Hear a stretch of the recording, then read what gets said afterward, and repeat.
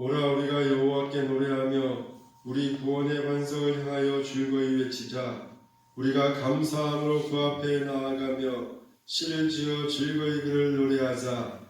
여호와는 크신 하나님이시요 모든 신들보다 크신 왕이시기 때문이로다. 아멘. 창조의 주 하나님 아버지, 이제 푸르름은 더해가는 실록의 계절이 깊어가고 있습니다.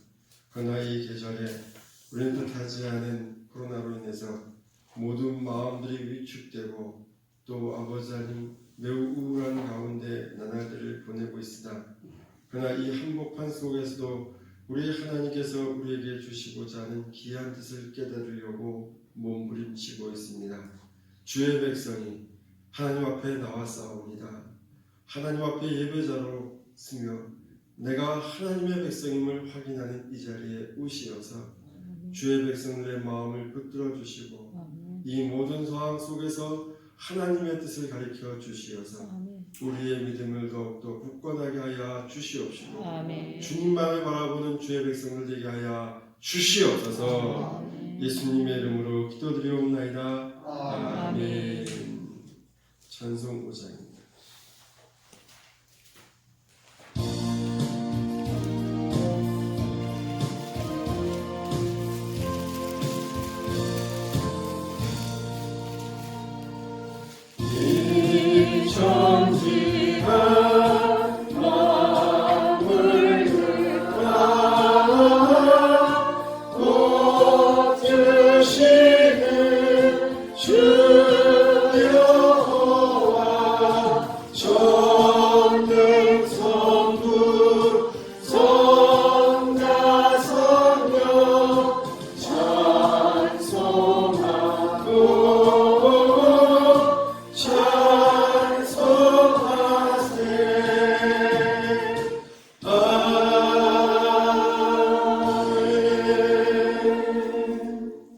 교동문 11번 시편 17편입니다.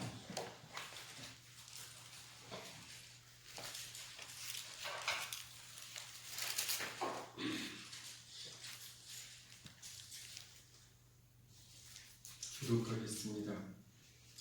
여호와여, 의의 호소를 들으소서. 나의 부르짖음에 주의하소서. 거짓되지 않은 입술에서 나의 기도에 귀를 기울이소서. 주께서 나를 판단하시며 주의 눈으로 공평함을 살피소서. 주께서 내 마음을 시험하시고 밤에 내게 오셔서 나를 감찰하셨으나 흠을 찾지 못하셨사오니 내가 결심하고 입으로 범죄하지 아니하리로다. 사람의 행사로 논하면 나의 주의 입술의 말씀을 따라 스스로 삼가서 포악한 자의 길을 가지 아니하였사오며 나의 걸음이 주의 길을 굳게 지키고 실족하지 아니하였나이다. 하나님이여 내게 응답하시겠으므로 내가 불렀사오니 내게 귀를 기울여 내 말을 들으소서. 주께 피하는 자들을 그 일어나 치는 자들에게서 오른손으로 구하여 주시는 주여, 주의 기이한 사랑을 나타내소서. 아멘. 한 주간 되돌아보며 하나님 앞에 묵상을 드리겠습니다. 거룩한 주일 아침 성전에 나와 이 시간 우리가 지난 주간 지은 죄를 자복하며 회개합니다. 이렇게 우리가 지은 죄를 자복하고 회개하며 하나님의 말씀 앞에 다시 서고 주의 말씀대로 살아가려고 애쓰는 주의 백성들의 이 기도를 주님 들어 주시옵소서. 지난 시간 동안 우리가 하나님 앞에 하나님의 영광을 돌리지 못하고 또 주님께서 우리에게 명령하신 대로 사랑하라고 하는 이 말씀에 순종하지 못하고 세상의 빛과 소금으로 살아가는 삶을 우리가 살지 못하는 것은 아버지 하나님 이 시간 고백합니다. 주님, 주의 나라와 의를 구하면 이 모든 것을 더하여 주시고 부족함이 없이 차고 넘치고 흔들어주게 부어주신다고 했는데 우리는 그의 약속의 말씀을 온전히 믿지 못하고 우리 육신의 삶을 쫓아 사는 것은 아닌지 이 시간 되돌아봅니다. 주의 말씀에 따라 살아가려고 영혼을 구원하려고 생명을 살리려고 그렇게 몸부림치고 애쓰며 살아오지 못했습니다.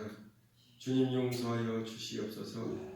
주의 말씀 따라 살지 못하고 오히려 코로나19라고 하는 이것으로 혹여 우리 마음속에 이것을 핑계 삼아 하나님 앞에 더 나태하고 게을렀던 것은 아닌지 이 시간 되돌아봅니다.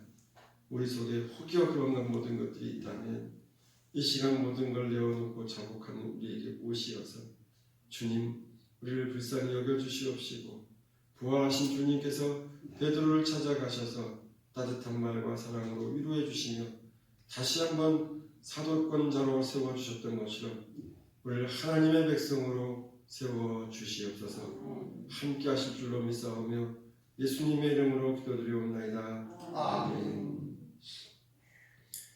내가 그들에게 한 마음을 주고 그 속에 새 영을 주며 그 몸에서 돌 같은 마음을 제거하고 살처럼 부드러운 마음을 주어 내 율례를 따르며 내 규를 지켜 행하게 하리니 그들은 내 백성이 되고 나는 그들의 하나님이 되리라. 이제 이 말씀에 의지해서 우리의 죄가 용서받았음을 선언합니다. 아멘. 찬송가 182장입니다.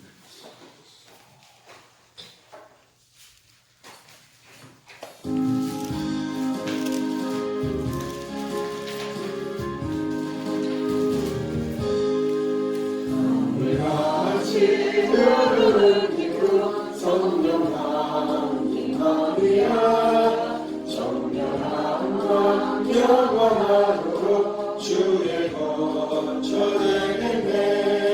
주님 주시는 참된 평화가 내 맘속에 넘치네. 주의 말씀에 곳에 풍랑도 잠잠하게 되도다.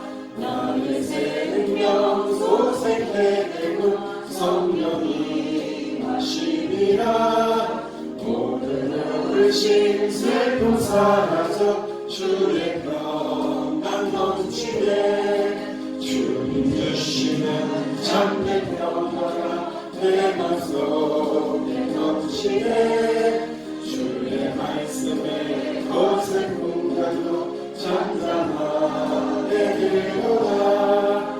하늘에서 단비 내리고 햇빛 찬란한 같이 우리 마음에 성령이 나니 주님 보내시니라. 주님 주시는 참된 평화가 내 맘속에 넘치네. 주의 말씀에 거센 풍랑도 잠잠하게 되도다. 생명신에 넘쳐 흘러서 많은 광야 적시니 의의 열매 불어입어서 주수를 기다리네. 주님 주시는 참된 평화가 내 맘속에 넘치네.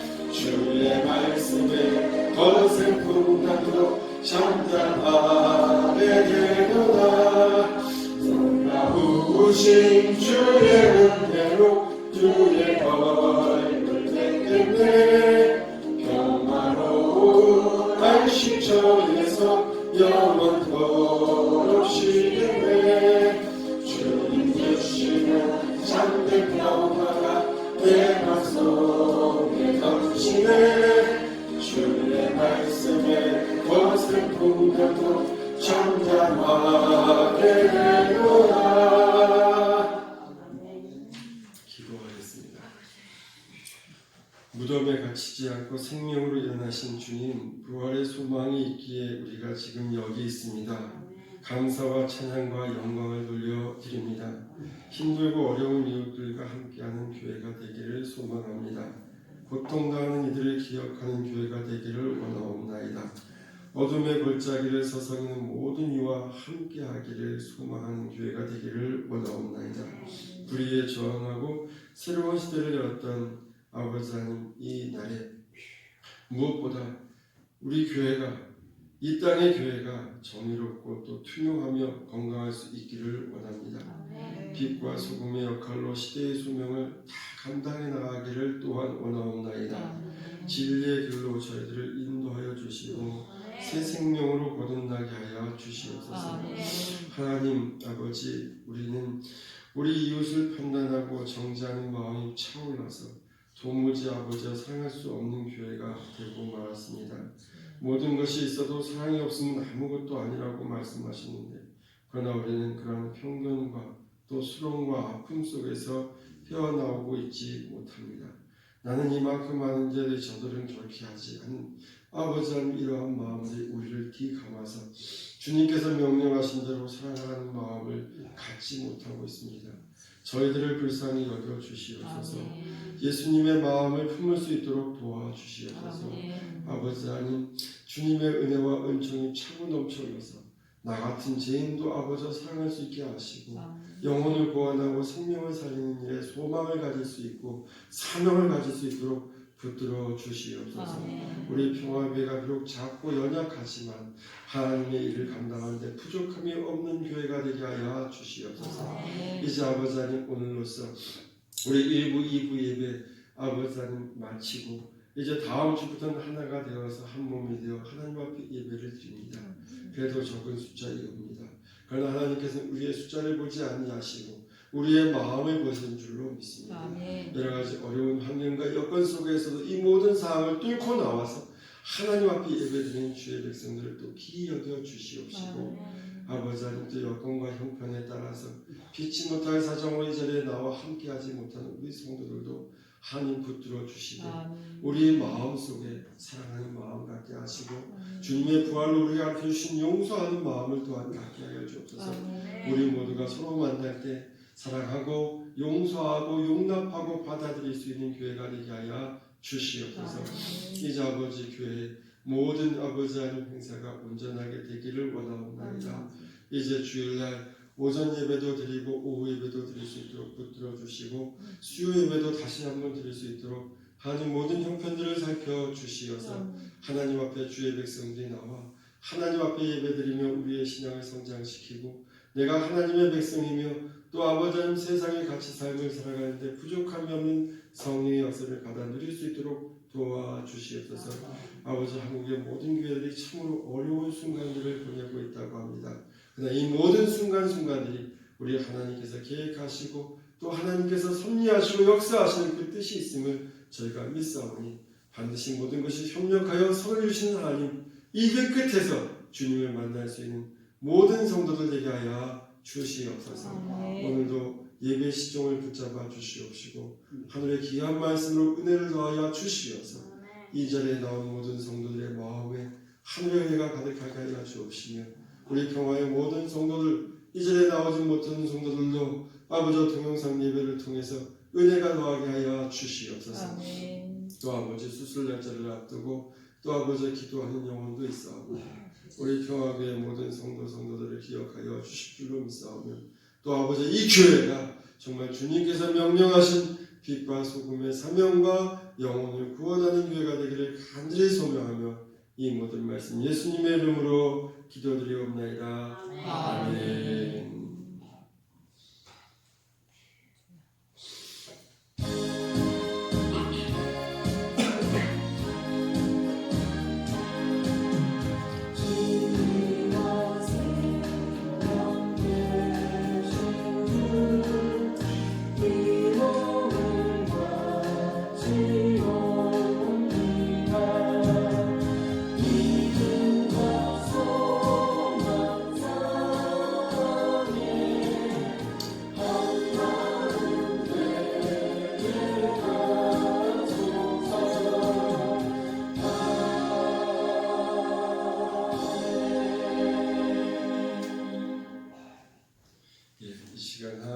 말씀 고린도전서 15장 5절에서 11절까지 말씀입니다.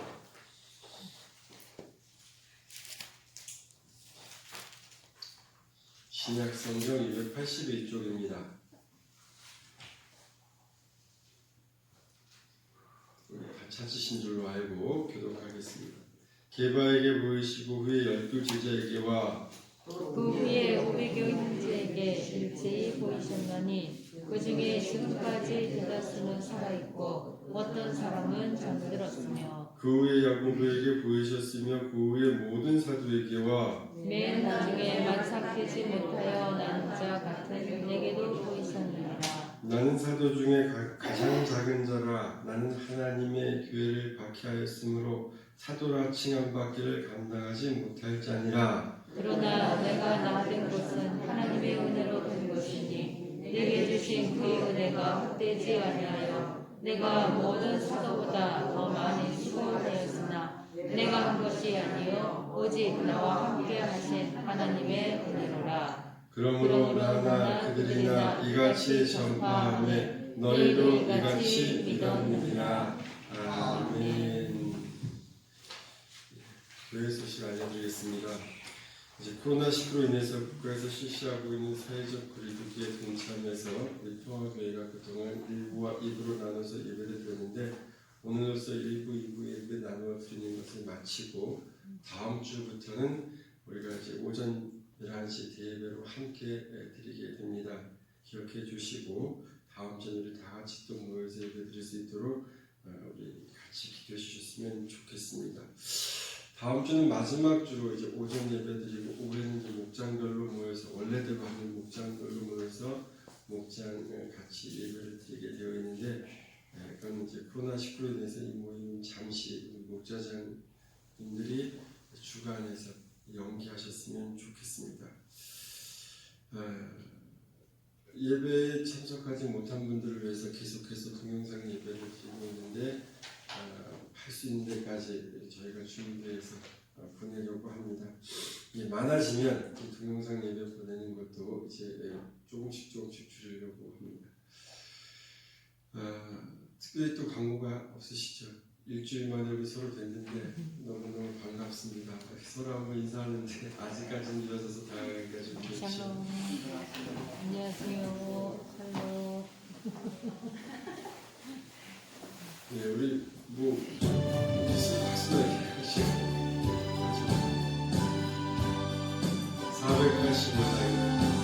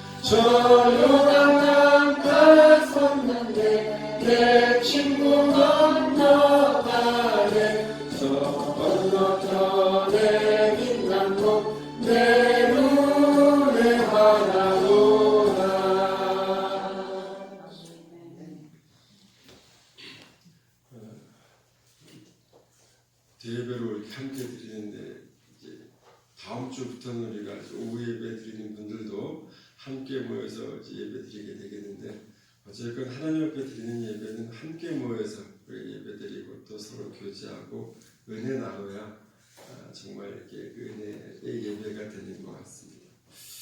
그동안 참 힘들고 어려웠는데 아직 뭐 정부에서는 코로나가 다 간 게 아니기 때문에 조심하라고 합니다. 물론 조심해야 되겠죠.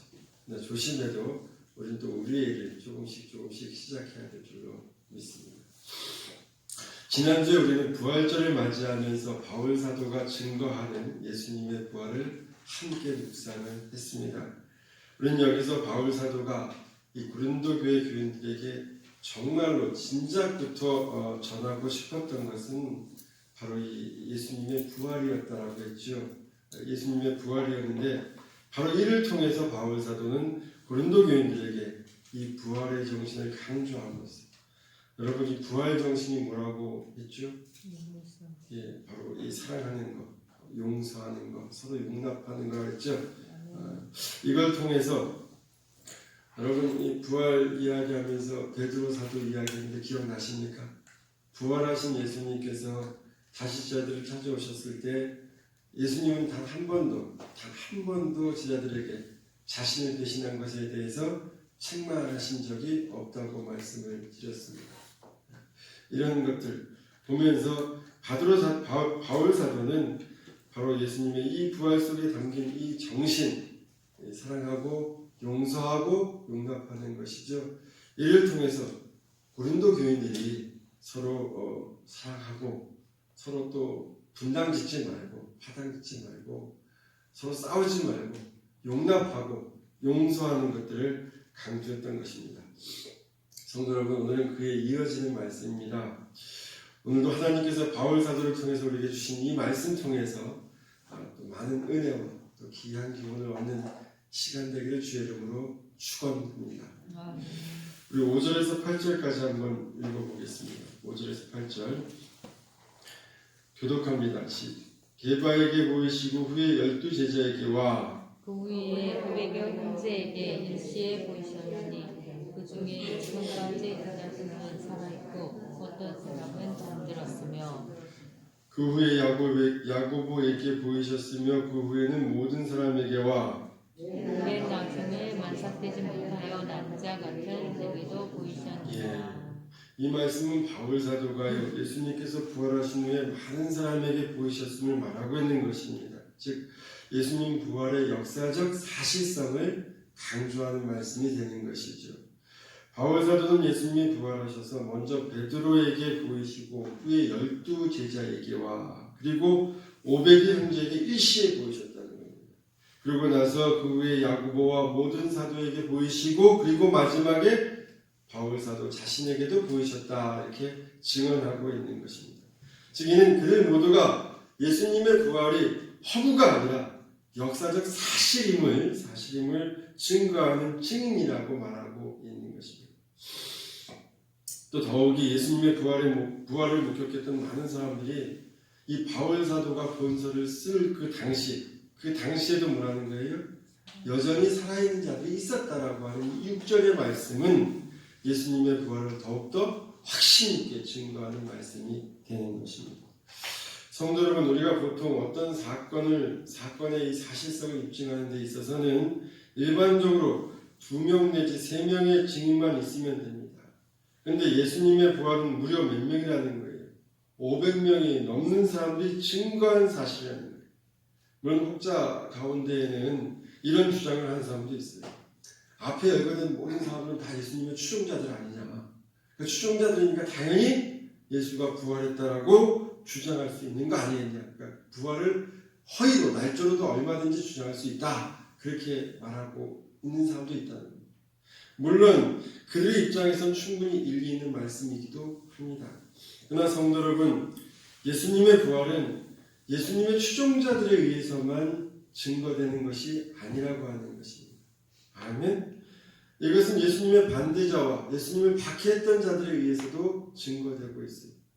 마태복음 28장에 보시게 되면 예수님의 부활 직후에 무덤을 지키던 이 파수꾼들, 대제사장들이 시켰던 그 파수꾼들이죠. 세웠던 파수꾼들이 어떻게 합니까? 주님의 부활을 목격하고 나서 무덤 속에 없는 목격하고 나서 대제사장들이 가가지고 뭐라고 얘기합니까? 예수님께서 정말 그가 예언한 대로 사흘 만에 부활하셨다고 하는 것을 증거하자 대제사장들은 이들에게 돈을 주어서 매수해가지고 예수님의 시신들을 뭐라는 거예요? 그의 제자들이 도둑질해 가지고 갔다고 하는 소문들을 퍼뜨리라고 하는 그런 말들이 나오고 있습니다. 이것은 곧 그들도 예수님의 부활을 인지하고 그 부활을 감추고자 했다고 하는 증거가 되는 것입니다. 어찌됐든 성도 여러분, 성경은요 이처럼 예수님의 부활을 아주 분명하게 역사적 사실로 우리에게 증거하고 있습니다. 아멘. 그러므로 여기서 중요한 것은 성경의 이러한 증거에 대해서 이제는 우리가 이를 믿음으로써 받아들일 것이냐 아니면 안 믿을 것이냐 하는 우리 자신의 분명한 선택과 결단만이 남아있을 뿐이라는 거예요. 여러분, 제가 전에도 이미 말씀드린 적이 있는데 신이 있다 없다라고 하는 명제에 대해서는 인류 사회가 정말 오랜 동안 서로 토론하고 공방해 왔습니다. 그러나 이에 대해서는 지금 현재까지도 과학적으로든 혹은 철학적으로든 혹은 사회학적으로든 그 어떤 형태로든 온전하게 있다, 이걸 온전하게 증명해낸 것도 없고요. 또 없다라고 하는 것을 온전하게 증명해낸 것도 없다라고 하는 것입니다. 즉 결말을 내지 못하고 있다는 것이죠. 아마 이것은 앞으로도 인류가 존재하는 한 영원히 결말을 내지 못할 것입니다. 왜냐하면 사실 이 분야는 인간의 한계를 넘어서는 차원이 다른 문제이기 때문에 차원이. 우리는 4차원에 머물죠. 근데 이 문제는 이 차원을 넘어서는 문제이기 때문에 인간으로서는 결말을 낼 수가 없다는 것입니다. 그러므로 이는 성경의 증거와는 상관없이 성경이 우리에게 예수님이 부활하셨다 이런 증거와 상관없이 현재를 살아가는 본인 자신이 이걸 내가 믿을 것이냐 말 것이냐는 자신의 선택의 문제라고 하는 것입니다. 나는 신이 있다고 믿을 것인지 아니 없다고 믿을 것인지, 즉 나는 성경의 증거를 받아들여갖고 예수님이 부활한 것을 믿을 것이다 라든지 아니면 나는 성경이 이렇게 증거함에도 불구하고 나는 도저히 믿을 수 없다 라고 하든지 누구의 선택에 있다는 거예요? 본인 선택에 달려 있다는 거예요. 물론 성경은 이것도 본인 선택이 있지 않다는 거예요. 하나님이 우리를 택하셨지 우리가 하나님을 택했다라고 얘기하지 않고 있습니다. 그러나 이건 성경이 인류를 쭉 바라보면서 회고하는 믿음인 것입니다. 회고하는 신앙 고백인 것이지. 중요한 건 지금 이 순간 뭐라는 거예요? 내가 예수님의 부활을 믿고 혹은 안 믿고는 누구의 선택이냐? 내 선택이라는 것이죠. 그런데 여러분 여기서 분명히 알아야 돼요. 우리가 이제 있다고 믿든지 아니 있다고 믿든지 안 부활했다고 믿든지 중요한 게 있어요. 이 중요한 게 뭐냐고 하면 우리가 결코 간과해서 안 될 것인데 그게 뭐냐면 우리가 어떤 것을 선택하든 그 선택에 따른 삶의 결과는 아주 분명하게 달라진다고 하는 것입니다. 아멘. 즉 있다고 믿고 받아들이면 여러분 있다고 믿는 대로의 삶의 형태가 만들어집니다. 또 없다고 믿고 받아들이지 않으면 없다고 믿는 대로의 삶의 형태가 이루어진다고 하는 거예요. 그리고 이런 삶의 형태는 엄연히 우리 일상의 삶 속에서 실제로 존재합니다. 믿음이 있는 사람의 삶의 세계관과 그 삶의 형태, 믿음이 없다라고 여기는 사람의 삶의 형태가 실제 존재하는데 그 삶의 방식은 확연히 다르고 그들이 살아가는 세계는 정말 다르다고 하는 것입니다. 여러분, 우리는 이러한 가운데 성경은 뭐라고 얘기하냐? 우리한테 성경은 우리에게 뭐라고 증거하고 있느냐 하면 우리가 예수님의 부활을 실제로 믿으라는 겁니다. 예수님이 실제 부활했으니까 실제로 믿으라, 너희에게 믿으라고 그렇게 믿음으로 받아들이라고 성경은 우리에게 글로 쓰여져 있는 것이죠. 그래서 예수님은 우리에게 왜 이건 믿어야만 받을 수 있는 거니까 믿지 않으면 받을 수가 없는 것이니까 아멘. 믿지 않는데도 막 부어지는 게 아닙니다. 하나님의 영생의 삶과 은혜는 믿지 않은 존재에게 막 부어지고 억지로 막 들어가는 게 아니거든요. 그래서 성경은 우리에게 예수님의 부활을 믿으라고 실제 부활하신 사건을 믿으라고 이렇게 서술하고 있는 것이고요. 그래서 그걸 믿는 자에게 우리 예수님께서는 우리를 뭘 주고 하느냐? 바로 영생의 삶. 이 영생의 삶을 주기를 원하고 계신다. 지난주에 말씀드렸습니다. 우리가 이 땅에서 이 영생의 삶, 즉 주님께서 말씀하신 그 삶을 추구하고 사는, 주님께서 말씀하셨던, 이 땅에서 선포하셨던 말씀들이 뭡니까? 많은 말씀이 있지만 핵심은 사랑이라 했어요. 그죠? 우리가 인생의 가치를 여기에 두고 살면 뭐라는 거예요? 이게 그의 나라와 의인데, 여기에 두고 살면 영원한 삶을 꿈꾸면서 우리가 이렇게 살면 이 모든 걸 다 더하신다는 거죠. 더하신다고, 더하기만 아니라 흔들어 차고 넘치도록 부어주신다라고 또 갈라디아서는 말하고 있어요. 아멘. 우리의 삶이 이 땅에 사는데 우리가 예수님께서 말씀하신 그 삶의 가치를, 정말 예수님의 부활을 믿고 세상과 상관없이, 어떻든가 상관없이 그 삶대로 쫓아 열심히 살아가면은 이 땅의 삶, 우리의 삶도 풍요롭게 하신다는 거예요. 풍요롭게 하시고 복되게 하신다는 것입니다. 그리고 그 삶이 우리가 죽음을 넘어서, 죽음을 두려워하지 않은 존재가 되는 것이죠. 그죠? 죽음을 넘어서 그 다음의 생까지 인도한다는 게 성경의 말씀인 것입니다. 사랑하는 성도 여러분, 우리 평화의 모든 성도들은 이 성경의 제안을 받아들이시기 바랍니다. 성경의 제안이 뭡니까? 예수님의 부활하심을 믿으라는 겁니다. 아멘. 믿음으로, 믿기로 선택하시고 결단하고 그렇게 사시기를 바랍니다. 그렇게 믿음대로 우리의 삶이 이루어질 줄로 믿고, 그 믿음이 죽음 이후의 삶까지 우리를 인도한다는 사실. 그러한 복을 받기를 바랍니다. 그래서 여러분, 이 땅에서 예수님께서 사셨던 삶, 이 영생의 삶이죠. 우리 사랑하는 성도들은 이 가치를 추구하며 사는, 사랑하고 용서하고, 물론 안 돼. 내 마음속에 자꾸 올라오는 많은 미움들도 있고 또 욕심도 있고 욕망도 있어요. 그러나 그것을 끊임없이 우리는 누르는 거예요. 이 세상 가치들을 누르면서 주님의 가치에 따라 살아가려고 애써보는 겁니다. 그럼 여러분, 뒤에도 나오겠지만 하나님의 은혜가 부어져서 정말 나 같은 존재도, 나 같은 사람도 살아가며 살 수 있구나, 나 같은 인간도 누군가를 용서하며 받아들일 수 있는 존재가 되구나, 이건 정말 하나님의 은혜가 아니면 안 됩니다라고 하는 바울 사도의 고백을 우리도 하면서 살 수 있다는 거예요. 그런 삶이 우리를 이 땅에서 풍요롭게 할 뿐 아니라 이 다음의 생애까지 인도한다고 하는 게, 여러분, 바울 사도가 우리에게 전해주고자 하는 핵심 메시지가 되는 거예요. 복되시기를 바랍니다. 8절 한번 보겠습니다. 시작.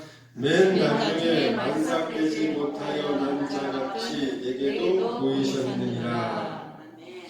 고백하고 있는데요, 이 고백을 가만히 보면 두 가지 특징적인 단어가 나옵니다. 첫 번째가 뭐냐? 맨 나중이란 말이에요. 맨 나중.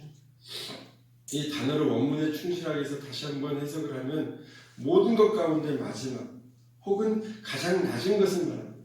우리식으로 말하면 꼴찌를 얘기하는 거예요. 꼴찌. 즉 자신은 하나님 앞에서 다른 사도들에 비하면 꼴찌와 같은 존재다, 그렇게 얘기하고 있는 것이죠. 두 번째 단어는 만삭이 되지 못하여 난 자라고 했습니다. 여러분이 헬라어로 엑트로바트라고 합니다. 엑트로바트라고 하는 이 말은 완전한 형체를 갖추지 못한 자, 즉 미발육 상태에 있는 자.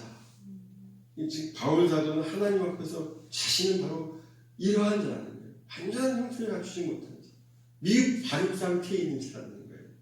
누구 앞에서? 하나님 앞에서. 그런데 그런 나에게도 예수님 오셔서 만나주시고 다 넘는 사랑으로 품어주시고 또 그런 나를 사도로 세워주셨다는 대단한 고백인 것이죠. 그럼 여기서 우리가 뭘 알 수 있는 것인가? 성도 여러분, 우리가 여기서 이에 대한 답을 말하기 전에 먼저 생각해 봐야 될 것이 있습니다. 그게 뭐냐면, 바울 사도는 하나님과 세상 앞에서 정말 그가 말하는 것처럼 이렇게 정말 형편없는 사람이에요.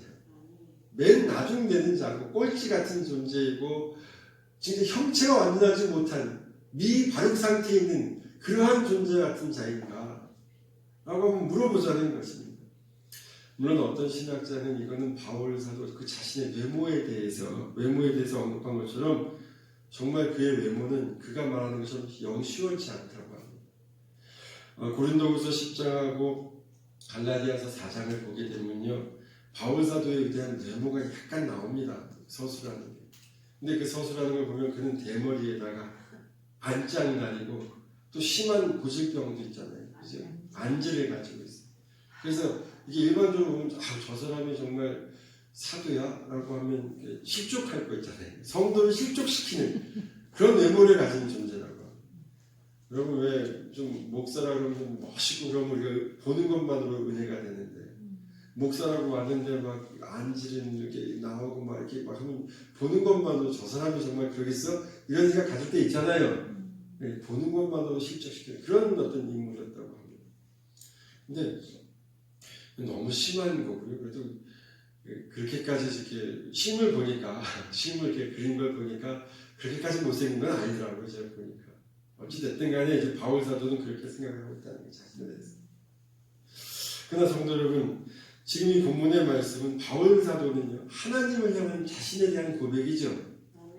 자신이 하나님 앞에 비춰섰을 때는 이와 같은 존재다라고 얘기하는 거예요. 남이 바울 사도를 평가하는 게 아닙니다.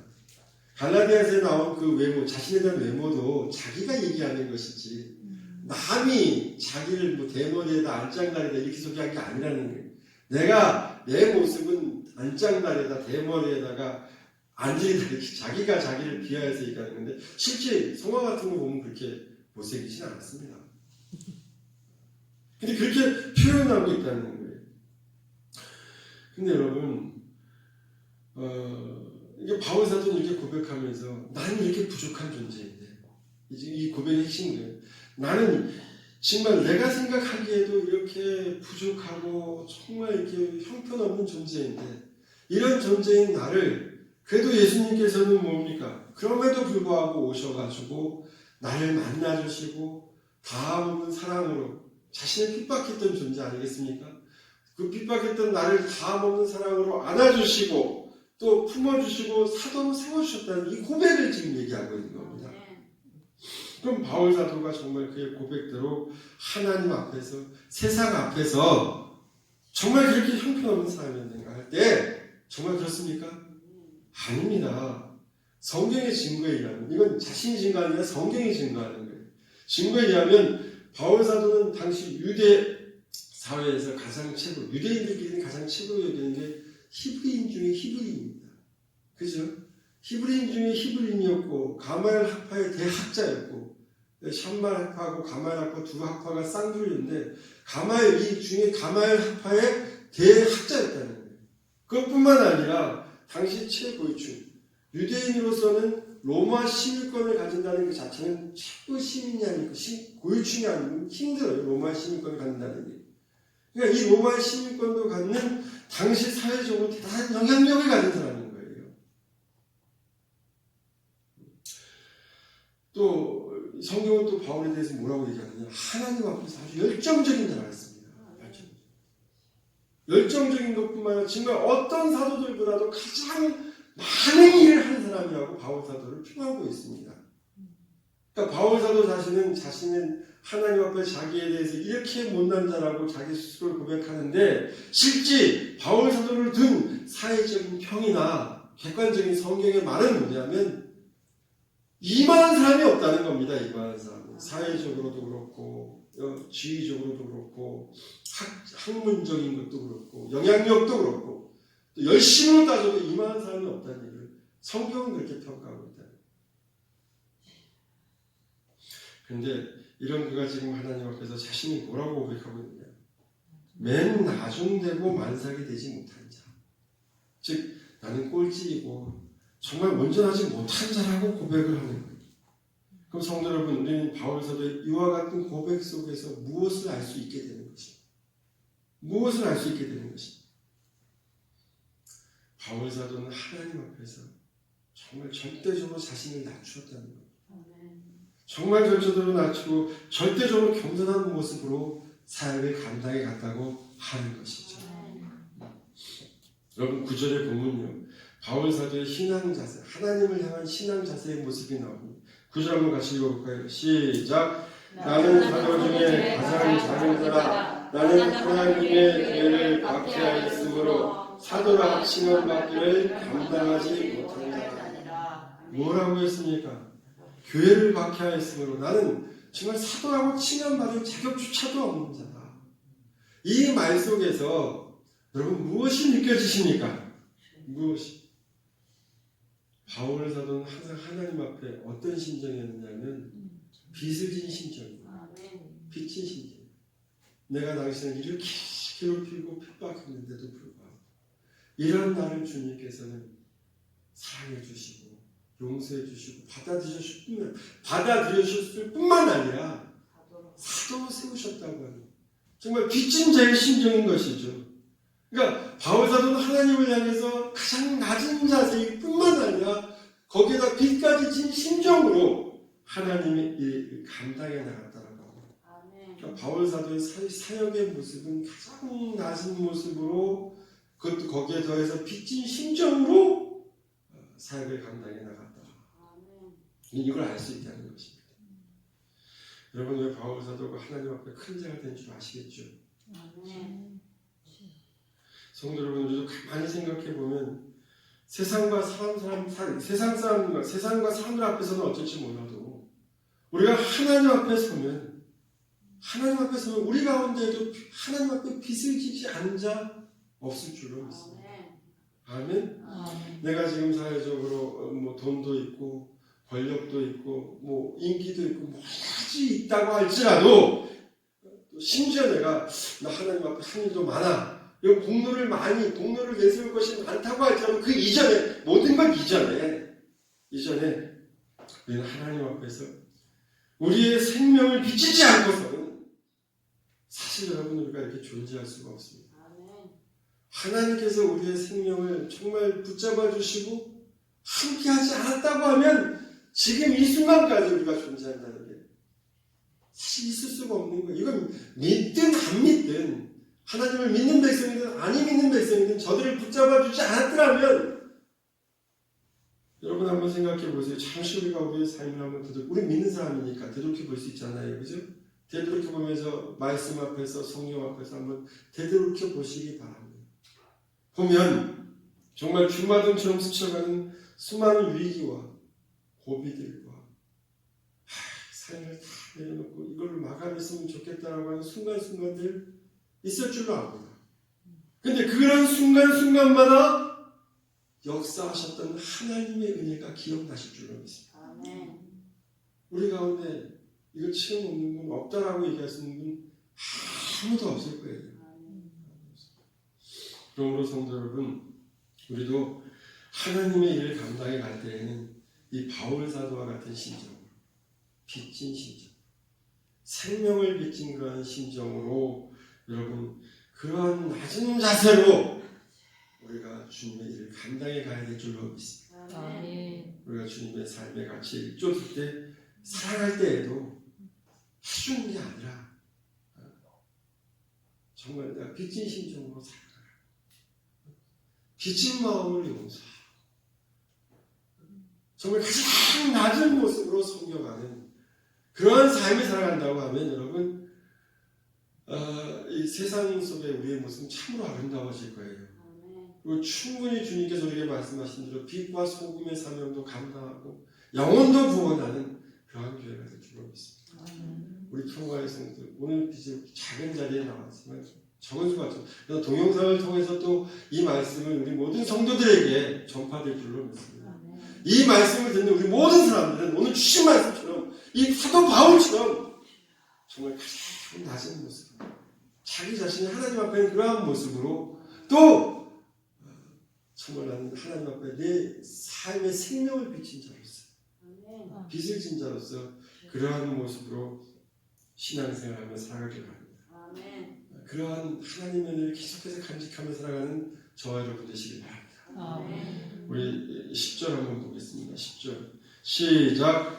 그러나 내가 나에게 된 것은 하나님의 은혜로 된 것이니 내게 주신 그 은혜가 헛되지 아니하여 내가 모든 사도보다 더 많이 수고하였으나 내가 한 것이 아니요 오직 나와 함께 하신 하나님의 은혜라. 이게 너무너무 은혜로운 말씀이고 고백인 것이죠. 아멘. 그러나 내가 나된 것은 누구의 은혜? 하나님의 은혜인 아멘. 것입니다. 아멘. 여러분 이게 어떤 고백입니까? 내가 지금 이렇게 사도가 된 거, 하나님의 일분으로 이런 일을 감당할 수 있었던 것은 다 하나님 내게 은혜 주셨기 때문에 내가 이 일을 감당하는 것이다. 이런 고백인 거예요. 아멘. 한때 사회적으로 잘 나가서 학식도 있고 지위도 있고 열심도 있어서 정말 인간적으로 볼 때 뭐 하나 부족함이 없는 자기 자신이었는데, 그러나 그때 자신이 한 일을 생각해 보니까 바울 사도가 잘 나가고 사회적으로 잘 나가고 뭡니까 지위도 있고 열정도 있고 막 인정도 막 사람들한테 받을 때 그때 자기가 한 일을 생각해 보니까 뭡니까 그때 그가 한 일. 그래서 기독교인들 잡아서 죽이고 박해하고 살인자요 포획자요 정말 죄인 중에 개수였다.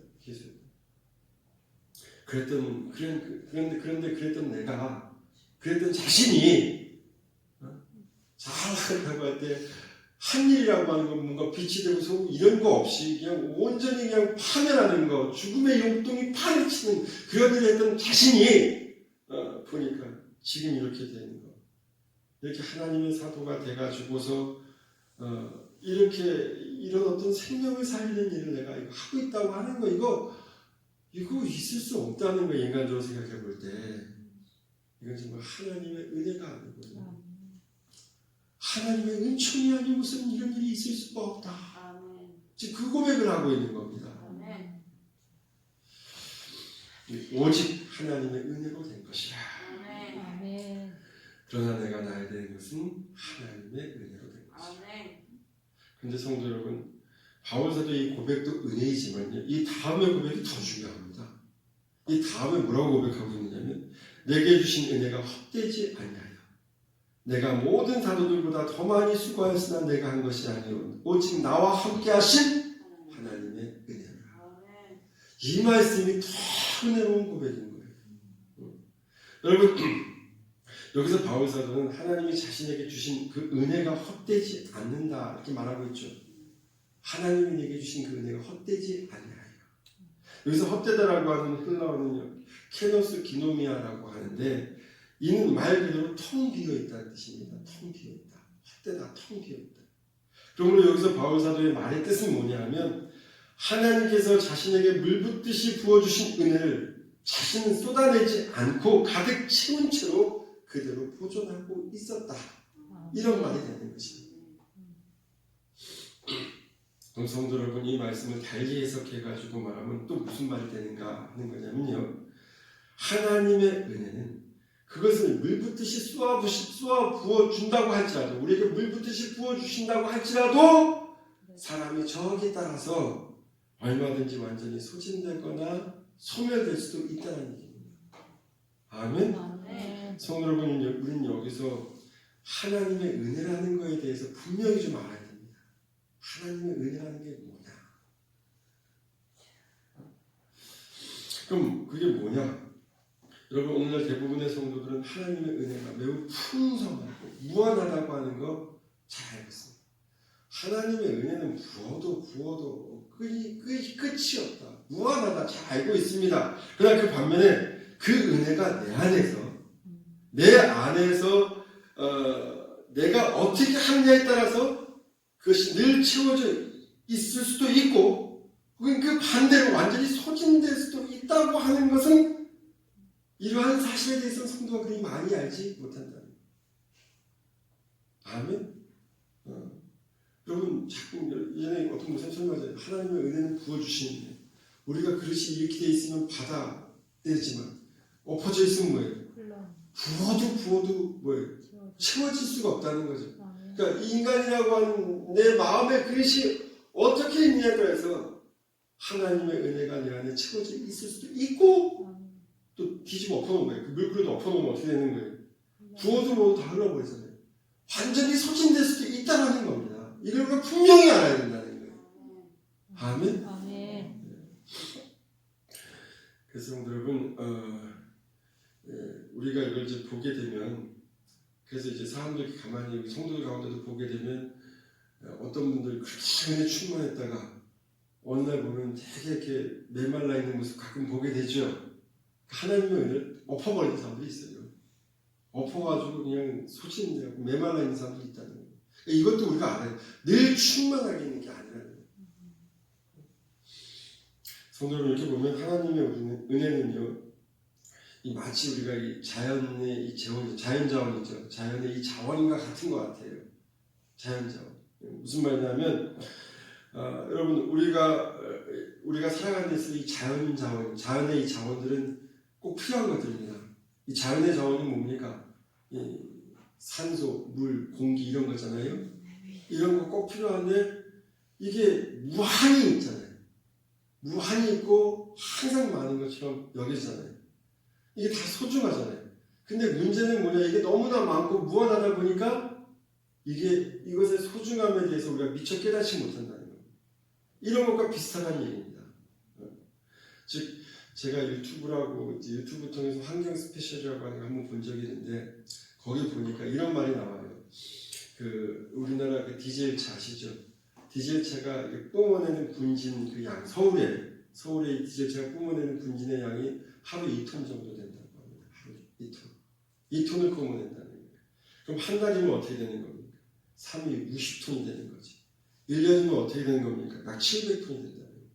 근데 서울이라고 하는 것은 이 분지와 같아가지고 공기 흐름이 잘 안 빠진다고 합니다. 그럼 서울이라는 게 하나의 가스실이 되는 거예요. 하나의 음식. 여기에 1년마다 매번 700톤의 분진이 막 쏟아붓는다고 생각해 보세요. 그럼 어떻게 되겠습니까? 그래서 서울 사람들이 자꾸 이렇게 호흡기 질환이 많이 생기고 이 폐암이 생각보다 많이 생기는 이유들이 다 이 환경에서 온다고 하는 것이죠. 여러분, 우리가 지금 경험하고 있는 코로나19도 그 스페셜 통해서 보니까 이런 얘기가 나와요.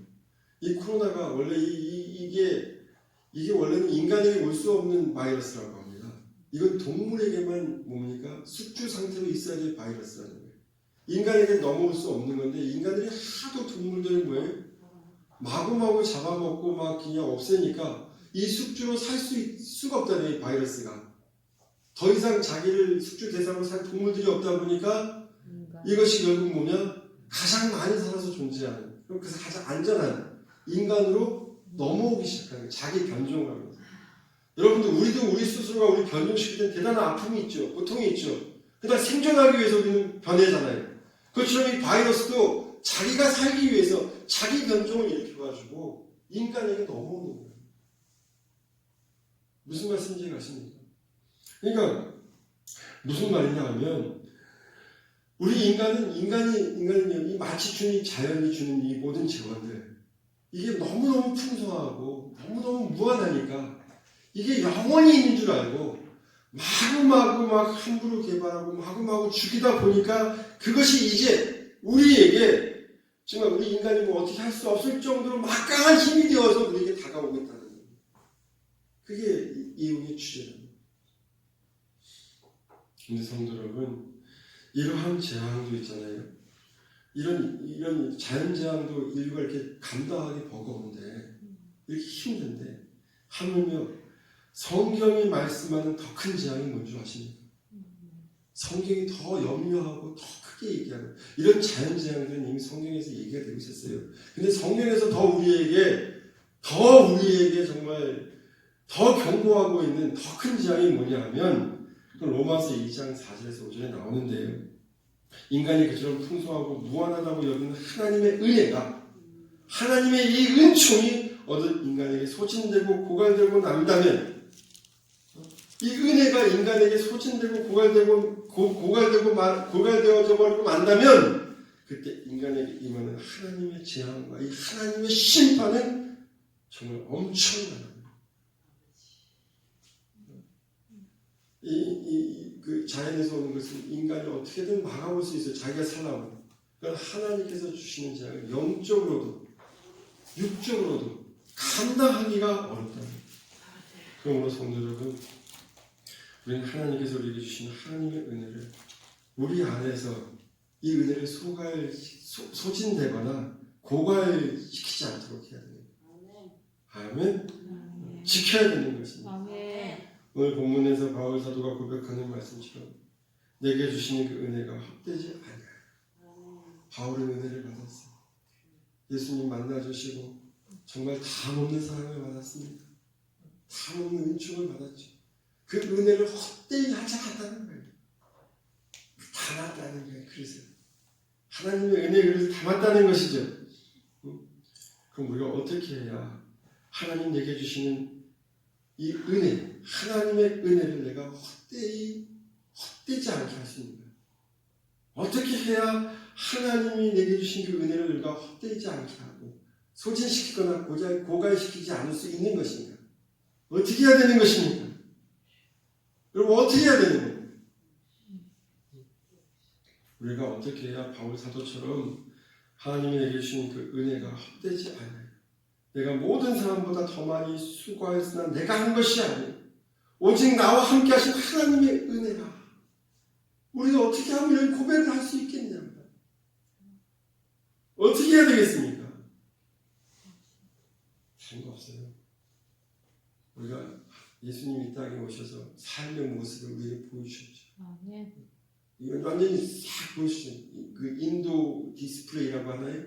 인도에 쫙 디스플레이 된 거 있잖아요. 그것처럼 예수님 우리에게 이렇게 살라고 우리에게 딱 보여주셨다. 아시죠 여러분? 예수님을 보고 이렇게 살라고 했던 말씀. 다 기억해내셔야 돼요. 그렇게 사는 게 내게 주신 은혜를 고갈시키지 않아요. 아멘. 소진시키지 않는 거예요. 아멘. 지난주에 예수님께서 우리에게 부활하시면서 부활의 정신을 말씀해 주셨습니다. 뭐라고 했습니까? 사랑하고 용서하고 용납하고 받아들여. 가장 누구에게 먼저? 가장 누구에게 먼저? 저희 남미 아프리카 이거 아닙니다. 가장 나에게 가까운 사람으로부터 내게 허락된 하나님께서 내게 허락된 사람으로부터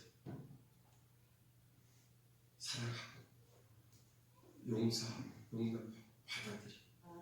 여러분 우리는 이렇게 살기 위해서 누구보다 애를 써야 됩니다. 이게 바로 하나님의 은혜를 담는 거예요. 아멘. 성도 여러분 우리가 이렇게 애쓰고 살면 바울 사도처럼요. 나와 함께 하신 하나님께서 나에게 은혜를 더욱더 부어주실 줄로 믿습니다. 내가 그래서 이렇게 피는 거예요. 피는 거. 이게 뒤집어 놓는 건 뭐야? 아니, 포기하고 난 그렇게 안 살면 아니 때려치면 이게 딱 덮어놓으면 부어도 흘러버리겠지만 내가 그렇게 살아보겠다고 주님의 말씀대로 살아보겠다고 몸부림치는 삶을 해보겠다고 딱 결단하는 그 순간에 은혜 이 그릇을 바로 피는 거예요. 바로. 그러면 하나님께서 부어주신다는 겁니다. 부어주시면서 그 그릇에 가득 채우겠죠. 그럼 그 차고 넘치는 힘으로 어떻게 되는 거예요? 나도 바울 사도처럼 나와 함께 하신 하나님께서 내게 은혜를 더욱더 부어주셔서 우리 속에 이런 말이 나오고 정말 나 같은 사람도 나 같은 사람도 내가 누군가를 사랑할 수 있구나. 정말 나 같은 사람도 내가 누군가 영혼을 살리겠다고 이렇게 그렇죠. 뭐 살아보려고 하는데 나 같은 사람은 도저히 그렇게 안 되는 거예요. 바울 사도처럼 그렇게 고백하는 겁니다. 근데 자기가 같은 사람도 이렇게 한다는 사람 죽이고 살인 죄수 중에 개수고 이랬더니 안 돼. 내가 지금 어떻게 그 사람들을 지금 살리고 있잖아요. 나 같은 사람들이 이렇게 영혼을 살리려고 애쓰고 있구나. 나 같은 사람도 누군가를 용서하고 산다는 거 이게 가능한 거구나. 이런 고백이 우리 속에 나온다는 겁니다. 이런 고백이 나와도 부어주신다는 거예요. 부어주신다는 거예요. 여러분 신앙인의 삶 이런 걸 체험해야 될 줄로 믿습니다. 그래서 나 같은 죄인 나 같은 사람도 이렇게 내가 누군가를 살릴 수 있었구나. 누군가를 이렇게 살리려고 영혼을 구원해보려고 이렇게 몸짓고 살았구나. 라는 것들을 이건 정말 하나님의 은혜입니다.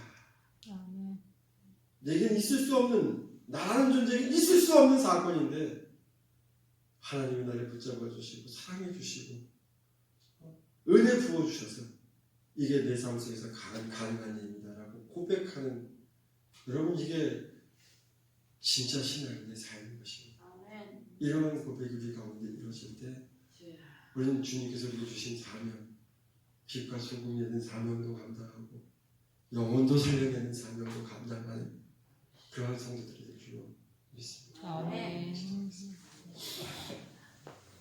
하나님 아버지 감사합니다. 아멘. 오늘도 주신 이 말씀 우리에게 힘이 되게 하시고 아멘. 살아가는 이 모든 것을께서 근원이 되게 하여 주시옵소서. 우리 주님께서 함께 하실 줄로 믿사오며 이 모든 말씀 예수님의 이름으로 기도드립니다. 아멘. 나는 전능하신 아버지 하나님 창조의 창조주를 믿습니다. 나는 그의 유일하신 아들 우리 주 예수 그리스도를 믿습니다. 그는 성령으로 잉태되어 동정녀 마리아에게서 나시고 본디오 빌라도에게 고난을 받아 십자가에 못 박혀 죽으시고 장사된 지 사흘 만에 죽은 자 가운데에서 다시 살아나셨으며 하늘에 오르시어 전능하신 아버지 하나님 우편에 앉아 계시다가 거기로부터 살아있는 자와 죽은 자를 심판하러 오시니라. 나는 성령을 믿으며 거룩한 공교회와 성도의 교제와 죄를 용서받는 것과 몸의 부활과 영생을 믿습니다. 아멘. 시간 335장 부르면서 결단이 찬송하겠습니다.